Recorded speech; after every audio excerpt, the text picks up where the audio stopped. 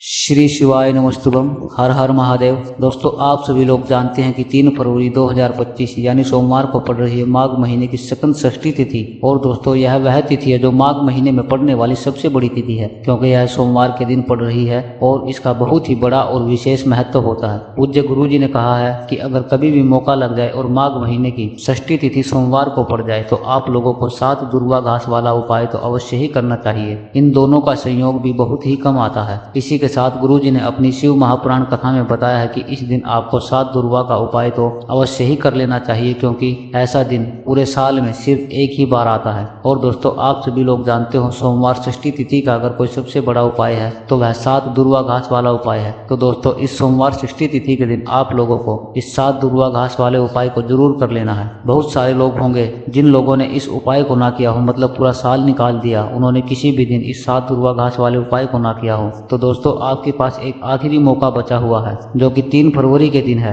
तो इस दिन आप लोगों को इस वाले उपाय को जरूर कर लेना है। भले ही आपने पूरे महीने भर इस उपाय को ना किया हो, पर अगर आपने इस माघ महीने के सोमवार के दिन इस वाले उपाय को कर लिया तो आपको इस उपाय को करने का वह फल मिलेगा जिसकी आपने कभी कल्पना भी नहीं करी होगी। इसलिए आप लोग इस वाले उपाय को एक बार जरूर कर लेना, ताकि आप लोगों के हाथ से यह मौका ना जा सके और आपको इस उपाय को करने का फल मिल सके। दोस्तों, यह उपाय पंडित जी ने अपनी अभी की शिव महापुराण कथा में बताया है, जिस उपाय को आज हम आपको बहुत अच्छे से समझाने वाले हैं। इस वीडियो को देखने के बाद इस उपाय को समझने के लिए आपको कोई और वीडियो देखने की जरूरत नहीं पड़ेगी। तो चलिए दोस्तों, उपाय को शुरू करते हैं। देखिए, यह इस माघ महीने के सोमवार षष्ठी तिथि के दिन यह इतना खास होता है, इतना महत्वपूर्ण होता है। देखा गया है कि कभी कभी बड़े बड़े पूजा पाठ अनुष्ठान से जो मनोकामनाएं पूर्ण नहीं होती हैं, वह माघ महीने के सोमवार के दिन एक छोटे से उपाय करने से आपकी मनोकामना पूर्ण हो जाती है। और बहुत सारे लोगों ने इस उपाय को किया भी है और उनको इस उपाय को करने का फल भी जरूर मिलता है।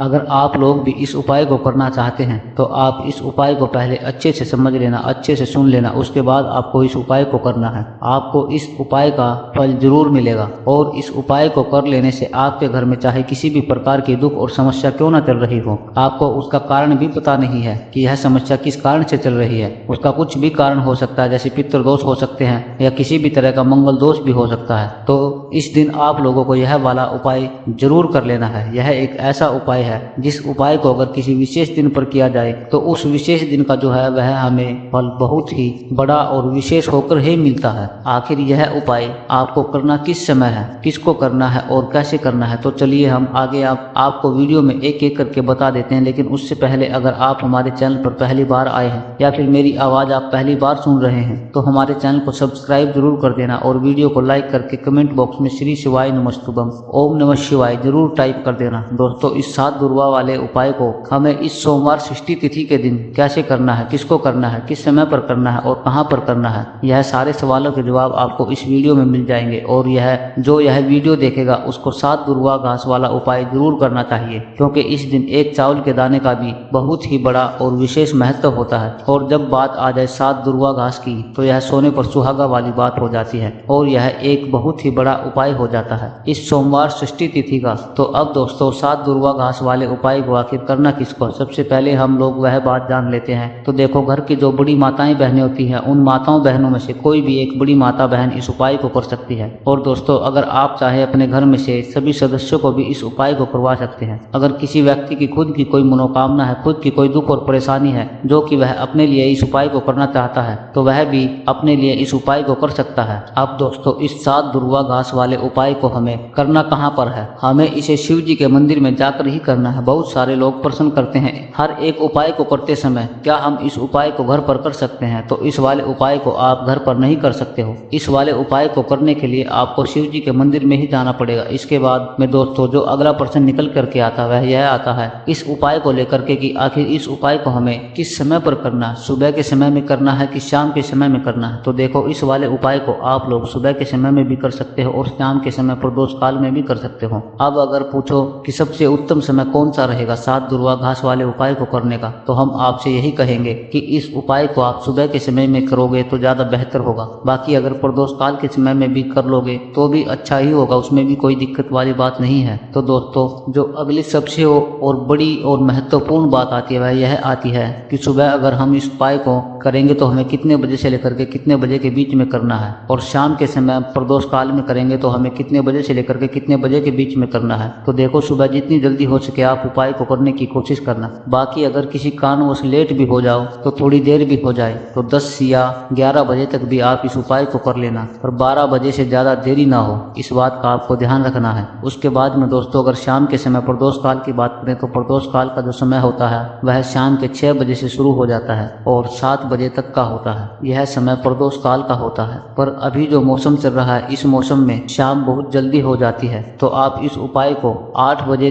तक भी कर सकते हो, उसमें भी कोई दिक्कत वाली बात नहीं है। देखिए वीडियो में जितने भी उपाय आपको बताए हैं सभी उपाय सरल हैं। देखो गुरुजी ने कहा है कि शुक्रवार के दिन आपको 7 दुर्वा वाला उपाय तो अवश्य ही करना चाहिए। वीडियो के अंत में आपको उपाय बताया है जो आपको करना है। देखो आगे बढ़ने से पहले वीडियो को एक लाइक जरूर कर दें। यदि आपके जीवन में कर्जा बहुत अधिक है, आपके जीवन में संकट बहुत अधिक रहते हैं, आपके ऊपर बहुत अधिक विपदा आ रही है, बार बार आपको अपने व्यापार में और अपने धन में हानि देखने को मिल रही है, यानी कि आपको प्रत्येक कार्य में हानि हो रही है, तो आपको यह उपाय जरूर करना चाहिए। इस उपाय को करने के लिए आपको 2 चीजों की आवश्यकता होगी। सबसे पहले आप दुर्वा घास लेनी है जो कि भगवान गणेश जी को समर्पित होती है, तो आपको वह दुर्वा घास की आवश्यकता होगी। साथ में 1 लोटा जल की आवश्यकता होगी। और जब भी उपाय को करें तो आपको प्रातः काल सुबह सुबह जल्दी ही यह उपाय कर लेना है। इस बात का आप विशेष ध्यान रखना। आपको 1 दुर्वा घास लेनी है। अगर आधा दुर्वा घास भी मिल जाती है तो भी कोई दिक्कत वाली बात नहीं है, बस आपको दुर्वा लेनी है। अगर ज्यादा ना मिले तो आप 1 दुर्वा घास भी ले सकते हैं। दुर्वा आपको आसानी से कहीं पर भी मिल जाती है, बस याद रखिएगा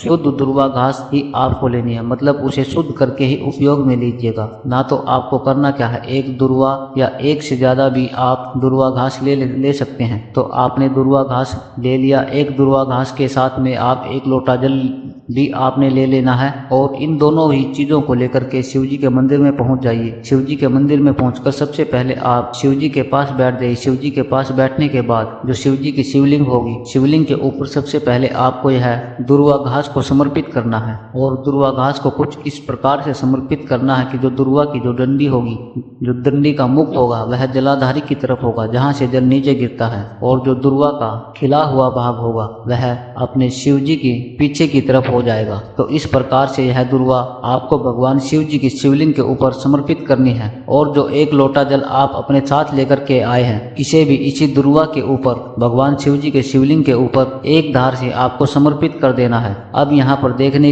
वाली यह बात है कि इस उपाय को जो भी व्यक्ति करता है, जिस व्यक्ति की नौकरी नहीं लग रही है, जो व्यक्ति परीक्षा में पास होना चाहता है, तो इस व्यक्ति को अपने हाथ से इस उपाय को करना है, तभी उपाय काम करेगा। इस उपाय को करने के बाद आपको 3 महीने उपाय आपको कब करना है, जब आपकी नौकरी लग जाए तब तक आपको इस उपाय को नियम के साथ करना है, आपकी नौकरी लग जाएगी। अब बात करते हैं दूसरे उपाय के बारे में। तो देखिए दूसरा उपाय जो है, इसके लिए आपको मात्र 1 लौंग का जोड़ा लेना है, यानी कि 2 फूल वाली लौंग लेनी है। साथ में आपको मात्र थोड़ा सा शहद लेना होगा, और इसी के साथ में आपको तांबे के पात्र के अंदर शुद्ध जल लेना होगा। अब देखिए इन सभी सामग्रियों को लेकर के आपको भगवान शिव के मंदिर में पहुंच जाना है। देखिए यह उपाय आप सुबह से लेकर शाम तक किसी भी समय में कर सकते हैं। सबसे पहले तो आपके पास जो 2 फूल वाली लौंग है उन्हें आपको शहद के अंदर अच्छे से डुबो देना है, यानी कि दोनों लौंग पर आपको अच्छे से शहद का लेपन कर देना है। अब आपको जो आपके पास 1 लोटा जल है, सबसे पहले तो उसे शिवलिंग पर धीरे धीरे समर्पित करना है, और श्री शिवाय नमस्तुभम इस मंत्र का आपको जाप करते हुए